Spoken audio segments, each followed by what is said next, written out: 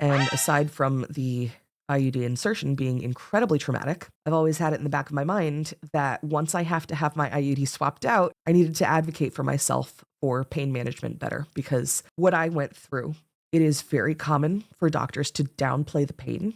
It is very common for doctors to not believe women when they're in pain, especially with a specific procedure, but not limited to only this specific procedure. And only recently was it updated in terms of like medical science that yes, clamping onto a woman's cervix with a pointy tool it hurts, and women should be given pain management options for it, aside from just taking some ibuprofen. But needless to say, that gynecologist is no longer my gynecologist.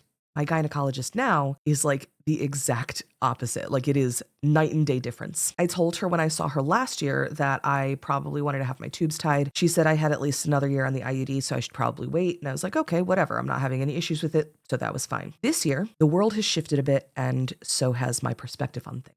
Whereas before, I probably would have been fine having my IUD replaced when it was time to have my IUD replaced, so long as I was either under anesthesia or had a cervical block, because that's what they actually recommend now for pain management. But with the way the world is going, and knowing for a fact that I do not want children, and knowing for a fact that I don't want someone else making that decision for me. I wanted to have more control over my bodily autonomy. I also don't know what healthcare is going to be like, and I don't know how much more expensive this procedure will be by this time next year. So I'm trying to get it done while I can, while there's still time.